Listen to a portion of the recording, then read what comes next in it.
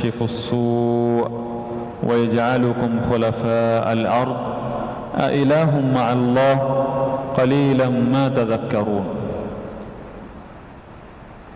یہ مشرکین سے سوال ہو رہا ہے،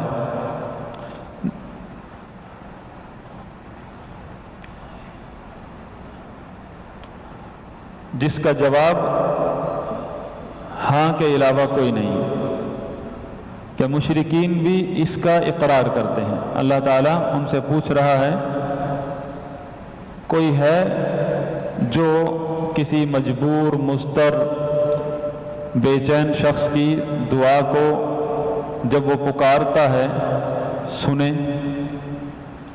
خالی سننا مطلب نہیں ہے،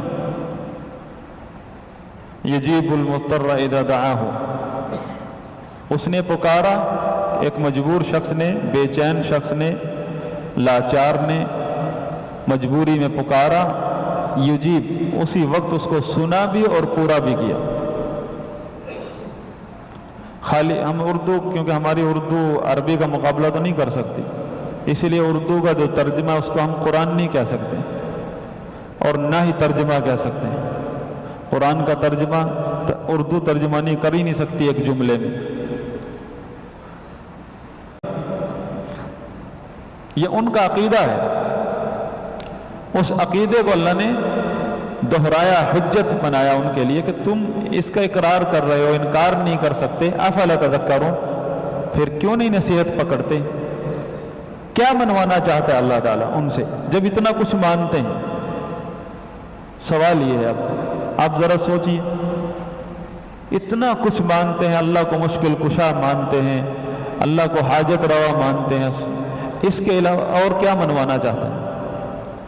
وہ کون سی بات ہے جو رسول اللہ صلی اللہ علیہ وسلم کی وہ مان نہیں رہے؟ اللہ تعالیٰ دلائل پہ دلائل دے کر ان کو کہہ رہا، افلا تتقون افلا تذکرون افلا تعقلون، تم کیوں نہیں عقل کرتے، کیوں نہیں تقوی اختیار کرتے، کیوں نہیں ڈرتے، کیوں نہیں نصیحت پکڑتے؟ وہ کیا چیز ہے؟ وہ ہے لا الہ الا اللہ، نہیں ہے کوئی معبود برحق سوائے اللہ کے۔ یہ نقطہ ہم مسلمانوں کو سمجھ نہیں آ رہا آج کے دور میں۔ یہ جو تلکم الاہواء، نبی صلی اللہ علیہ وسلم نے فرمایا نا، جن افکار نے، عقائد نے یہود و نصارہ کو ٹکڑے ٹکڑے کر دیا، وہ اس امت میں بھی آئیں گے۔ اس امت میں بھی ایسے لگیں گے لوگوں کو جیسے پاگل کتے والی بیماری لگ جاتی ہے کسی شخص کو۔ آپ نے کبھی دیکھا پاگل کتا جو پاگل ہو جاتا ہے، وہ بڑے سارے ہاتھی کو بھی اگر چھو لے، اس کا ناخن بھی اگر لگ جائے، اسی وقت دیکھتے ہی دیکھتے کوئی رگ باقی نہیں رہتی، نہ کوئی جوڑ باقی رہتا، اس کتے کا مرض اس کے اندر چلا جاتا ہے اور وہ بھی پاگل ہو جاتا ہے۔ وہ آگے کسی کو اگر چھو لے وہ پاگل ہو جاتا ہے۔ گمراہ کن عقائد اور افکار اور نظریات، بدعات کو، ان بدعات کہا جاتا ہے ان کو۔ ہم بدعت، چھوٹی موٹی بدعات کو بس سر پہ رکھا ہوا ہے۔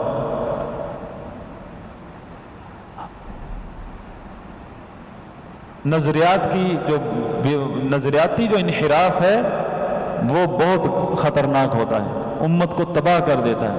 اللہ کے نبی صلی اللہ علیہ وسلم نے فرمایا کہ میری امت میں ایسے لوگ نکلیں گے کہ ان کو یہ افکار، یہ نظریات ایسے لگیں گے جیسے پاگل کتے کی بیماری لگتی ہے۔ لا یبقى منہ عرق ولا مفصل، نہ کوئی رگ باقی رہے گی، نہ کوئی جوڑ چھوڑے گی یہ مرض۔ کون سی مرض؟ وہ افکار، وہ نظریات جو یہود و نصارہ کے تھے، جن کی وجہ سے وہ تفرقے کا شکار ہو گئے، فرقہ بازی شروع ہو گئی، گروپ بندیاں، اور کل حزب بما لدیہم فرحون۔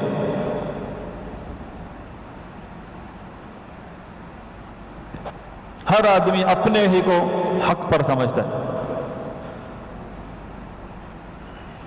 یہ بات ذرا آپ کو بھی ہضم نہیں ہوگی کہ ہر آدمی اپنے کو حق پر سمجھتا ہے۔ آپ کا بھی سوال یہ ہے کہ آپ بھی تو اپنے آپ کو حق پر سمجھتے ہے نا؟ یہ سوال ہے کہ نہیں؟ تو آپ اپنے آپ کو کیسے نکالتے ہیں؟ نہ میں حق کا معیار ہوں، نہ آپ، نہ کوئی اور۔ وہ ہے محمد رسول اللہ صلی اللہ علیہ وسلم اور آپ کے صحابہ۔ ہم رسول اللہ صلی اللہ علیہ وسلم کو صاحب حق سمجھتے ہیں اور صحابہ کرام کو، اپنے آپ کو معیار نہیں بناتے ہم۔ ہماری دعوت ہے محمد رسول اللہ صلی اللہ علیہ وسلم اور آپ کے صحابہ. آپ نے بھی یہی فرمایا ما انا علیہ واصحابی، جس طریقے پر میں ہوں میرے صحابہ. آج بھی اہل حق کی پہچان یہ ہے کہ وہ اپنی طرف نہیں بلاتے. اہل حق جو ہوتے ہیں وہ رسول اللہ صلی اللہ علیہ وسلم اور صحابہ کے طریقے کی طرح بلاتے ہیں. یہ فرق ہمیشہ نوٹ رکھیے، یہ فرق ہے.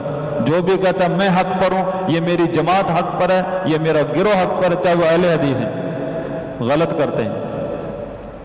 یہ دعوت غلط ہے، ان سے بچیے، کیونکہ وہ ان کو اللہ تعالیٰ نے ان کی نظریں جو ہیں اپنے عیبوں سے بند کر دی ہیں. ان کو اب اپنے عیب نظر نہیں آئیں گے، نہ اپنی کوئی غلطی نظر آئے گی، نہ گمراہی نظر آئے گی. یہی وجہ ہے. اب گمراہ سے گمراہ ہوئے پڑے ہیں، خارجی بن گئے ہیں، مرجی بن گئے ہیں، رافضیوں کے قاعدہ آ گئے ہیں بیچ میں. کہتا میں اہل حدیث ہوں، پھر بھی کہتا میں اہل حدیث ہوں، کیونکہ اس نے سمجھ لیا کہ جو میں کرتا ہوں وہ قرآن حدیث ہے، جو میں ہوں وہی حق ہے. نہ، ہماری دعوت یہ نہیں ہے. جو رسول اللہ صلی اللہ علیہ وسلم اور آپ کے صحابہ ہیں وہ حق ہے، اس کی طرح ہم یہ کیوں نہیں پکڑ لیتے، نصیحت کیوں نہیں پکڑتے. رسول اللہ صلی اللہ علیہ وسلم کی حدیث ہے، امام اہل سنت احمد بن حنبل رحمہ اللہ نے اس کو روایت کیا ہے کہ ایک آدمی آیا رسول اللہ صلی اللہ علیہ وسلم کے پاس اور اس نے عرض کیا یا رسول اللہ الی ما تدعو، اے اللہ کے رسول آپ کس چیز کی دعوت دے رہے ہیں، کس چیز کی طرف بلاتے ہیں آپ. یہ چیزیں ہیں نوٹ کرنے کی. یہاں سے ہمیں پتہ چلتا ہے کہ ہماری دعوت کیا ہونی چاہیے، ہمارا مسلک کیا ہونا چاہیے. آپ صلی اللہ علیہ وسلم نے فرمایا ادعو الی اللہ وحدہ، میں اللہ وحدہ کی طرف بلاتا ہوں. الذی ان مسک ضر فدعوتہ کشف عنک، اس کی طرف بلاتا ہوں جو اگر تجھے کتنا بڑا ہی نقصان تکلیف کیوں نہ پہنچ جائے وہ دور کر دے. جو جب پکارے گا تو اسے جو ہی پکارے گا وہ دور کر دے گا. والذی ان اضللت بارض قفر فدعوتہ رد علیک، ایک جنگل بیابان میں صحرا میں تو گم ہو گیا، یا تو نے کوئی تیری چیز کوئی گم ہو گئی، سواری بھاگ گئی، اس وقت تو سواری کے پیچھے لگنے کی بجائے اللہ کو پکارے گا، اللہ اس سواری کو واپس کر دے گا. یہ بات انہی کو سمجھ آتی ہے جنہوں نے صحرا دیکھا ہے.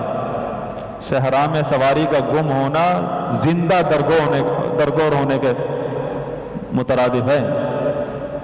بندے کی اب اس نے اپنی آنکھوں سے موت کا انتظار کرنا ہے.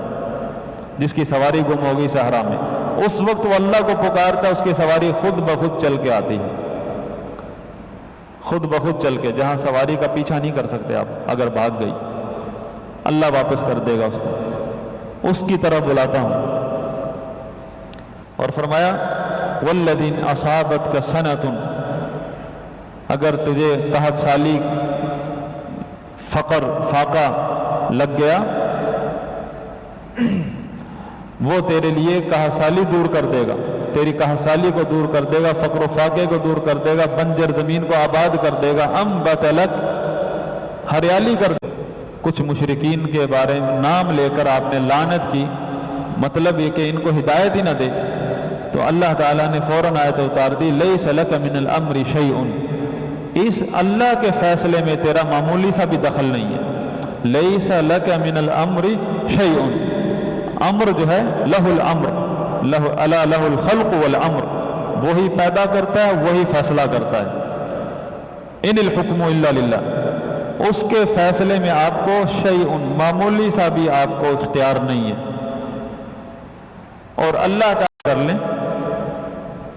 اب لا الہ الا اللہ اگر خالی لا الہ الا اللہ کہنا تھا تو ابو جہل بھی کہہ دیتا.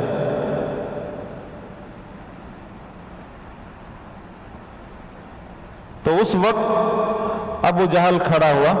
ابو جہل نے کہا، اور اس کے ساتھ جو دوسرا عبداللہ بن ابی امیہ تھا، کہنے لگا ابو طالب اترغب عن ملت عبد المطلب.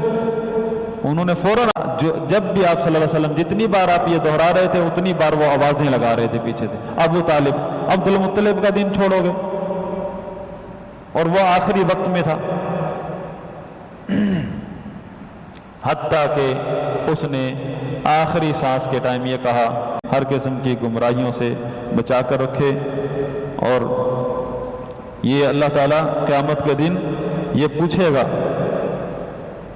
یوم ینادیہم ویوم ینادیہم فیقول ماذا اجبتم المرسلین. یہ 65 نمبر آیت. اس دن کو یاد کرو جس دن اللہ پکار کر کہے گا, ہر بندے سے سوال ہوگا تم نے رسول کی بات مانی کہ نہیں مانی. تم نے رسول کی کون سی بات؟ پورے قرآن میں اللہ تعالیٰ مشرکین سے کیا منوا رہا ہے اور ہم سے کچھ اور منوانا چاہتا ہے. رسول کی بات کون سی ہے؟ وہ توحید عبادت. ہم خوش فہمی کا شکار ہے کہ ہم نے مانی ہوئی ہے. ہم تو اس توحید کو بیان ہو تو ہمیں خارش ہونا لگ جاتی ہے, الرجی ہوتی ہے. ہم تو وہ توحید سن نہیں سکتے کیونکہ اس توحید میں سب سے پہلے اہل بدعت کا رد ہوتا ہے. اور اہل بدعت کے رد سے پتہ نہیں کیا ہونے لگا ہے ہمارے اہل حدیثوں کو, ان کو بخار ہوتا ہے. اہل بدعت کا رد نہیں سن سکتے اور ہیں اہل حدیث.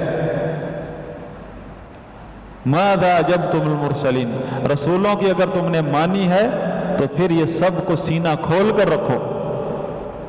جن لوگوں کے دلوں میں مرض ہے ان کے بارے میں اللہ تعالیٰ کا فرمانا کہ اذا ذکر اللہ وحدہ اشمئزت قلوب الذین لا یؤمنون بالآخرہ.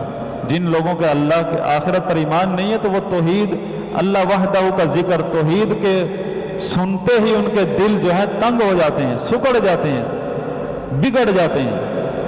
وَإِذَا ذُكِرَ الَّذِينَ مِن دُونِهِ, اور جب غیر اللہ کی کرامات اور ان کی طاقتوں کا ذکر ہو یوں خوش ہو. یستبشرون اذا ہم یستبشرون, خوش ہوتے ہیں. اور اس کا اثر کچھ ہم میں بھی ہونے لگا ہے. تو اس کا علاج ابھی سے کر لیجئے, علاج کر لیجئے اس سے پہلے کہ کوڑا کرکٹ میں پھینکنا پڑے یہ سبزی بھی, کیونکہ اللہ تعالیٰ نے صاف شفاف لوگوں کو رکھنا ہے. سبحانک اللہم و بحمدک اشہد ان لا الہ الا انت استغفرک و اتوب الیک.